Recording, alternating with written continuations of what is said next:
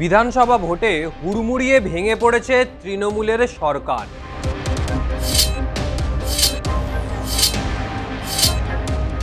বাংলার মসনদে এখন ভারতীয় জনতা পার্টি।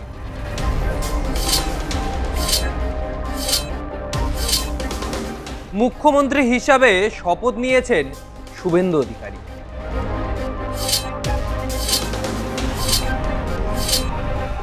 আর নতুন সরকার গঠনের পরই দুর্নীতির বিরুদ্ধে একের পর এক কড়া পদক্ষেপ নিচ্ছে বিজেপি।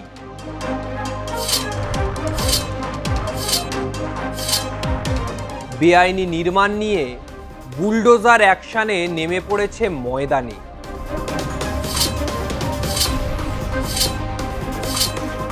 তিলজলায় অবৈধ নির্মাণের পর এবার নজরে অভিষেক বন্দ্যোপাধ্যায়ের সম্পত্তি। কলকাতা পুরসভার স্ক্যানারে রয়েছেন তৃণমূলের সাংসদ অভিষেক বন্দ্যোপাধ্যায়। শুধু অভিষেক বন্দ্যোপাধ্যায় নয়, তার বিভিন্ন কোম্পানি এবং তার আত্মীয়দের নামে থাকা প্রায় 17টা সম্পত্তি, যেখানে বেআইনি নির্মাণের অভিযোগে পাঠানো হয়েছে নোটিশ। এবার কি ভেঙে ফেলা হবে অভিষেকের সম্পত্তি? এখন প্রশ্ন সেটাই।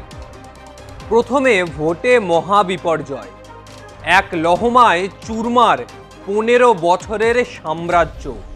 রথী মহারথীদের কার্যত রাজনৈতিক সন্ন্যাস নেওয়ার মতন করুণ পরিস্থিতি। তারপর অভিষেক বন্দ্যোপাধ্যায়ের কোম্পানি ও তাঁর মা বাবার সম্পত্তি নিয়ে কলকাতা পুরসভার লম্বা নোটিশ। প্রথমে পুরসভার বিল্ডিং বিভাগের তরফে, তারপর পুরসভার অ্যাসিস্ট্যান্ট বিভাগের তরফে, যার দায় নিতে রাজি নন তৃণমূলের কেউই।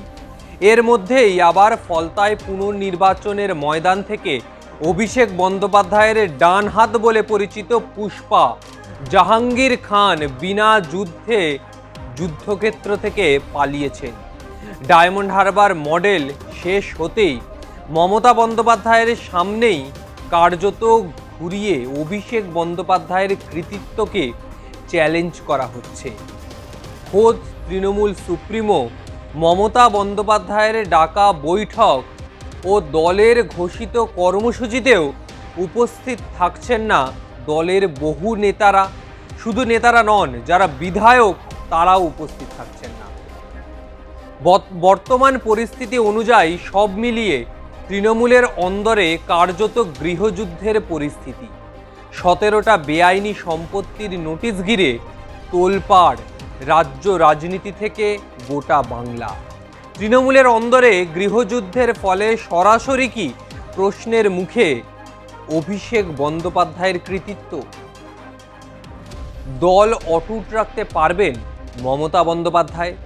অভিষেককে ঘিরে কি আড়াআড়িভাবে ভাগ হয়ে যাচ্ছে গোটা তৃণমূল কংগ্রেস? এক পক্ষ মমতা বন্দ্যোপাধ্যায়পন্থী এবং অপরপক্ষ অভিষেক বন্দ্যোপাধ্যায়পন্থী। এই নিয়ে ভাঙড়ের আইএসএফ বিধায়ক নওশাদ সিদ্দিকীও বলেছেন, 15 দিন হয়নি একটা সরকার পরিবর্তন হলো, আর এই পরিস্থিতির মধ্যেই কলকাতা পুরসভার স্ক্যানারে অভিষেক বন্দ্যোপাধ্যায়ের কোম্পানি সহ বিভিন্ন সম্পত্তি। শুধু অভিষেক বন্দ্যোপাধ্যায় নয়, আত্মীয় স্বজনদেরও একাধিক সম্পত্তি এই স্ক্যানারের মধ্যে। বেআইনি বিল্ডিং, বেআইনি নির্মাণ, বিভিন্ন জায়গায় বেআইনিভাবে দোকান গড়ে তোলা, এসবের বিরুদ্ধে ইতিমধ্যেই তৎপর হয়েছে রাজ্য প্রশাসন। তবে এই প্রশাসনের তৎপরতার মধ্যেই বিভিন্ন সময় বিভিন্ন জায়গায় তৃণমূল প্রতিবাদে নামছে, কিন্তু হাতে গোনা মাত্র কয়েকটা লোক। সেটা শিয়ালদা স্টেশন হোক বা ধর্মতলা। কালীঘাটের বাড়িতে যখন মমতা বন্দ্যোপাধ্যায় বৈঠক করছেন, তখন সেখানে দলের অধিকাংশ বিধায়করাই উপস্থিত নেই। দলের অধিকাংশ নেতৃত্বরাই সেই জায়গায় উপস্থিত থাকতে পারছেন না। বিভিন্ন কারণ দেখিয়ে তারা অনুপস্থিত। এই জায়গাতেই বোঝা যাচ্ছে 15 বছর ক্ষমতায় থাকার পর এই রকমের পরিস্থিতি সত্যি চিন্তার। 9 নম্বর বোরোর চেয়ারপারসন পদে থাকা দেবলীনা বিশ্বাস, তার কাছেও বিভিন্ন রকমের নোটিশ যাচ্ছে এবং পদ ছাড়ার ইচ্ছা প্রকাশও তিনি করছেন।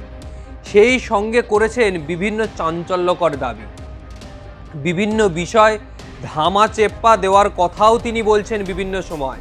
ধামাচাপা দেওয়া ঠিক নয়। কি হলো, কে করলো, কে এই ব্যাপারের সাথে যুক্ত, কেন তাকে সাসপেন্ড করা হচ্ছে, এই সমস্ত বিষয় নিয়ে তৃণমূলের অন্দরে বিভিন্ন নেতৃত্বরা বিভিন্ন সময় প্রশ্ন তুলছে।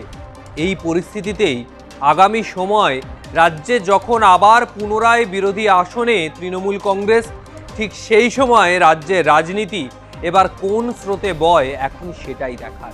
তবে আজকের মতো বিদায় নিচ্ছি। ভিডিওটা ভালো লাগলে অবশ্যই লাইক কমেন্ট করুন, চ্যানেলটি সাবস্ক্রাইব করুন, আপনার মন্তব্য জানান এবং ভিডিওটি নিজেদের মধ্যে শেয়ার করুন। আগামী সময় আরও অন্যান্য ভিডিও নিয়ে আসবো। নমস্কার।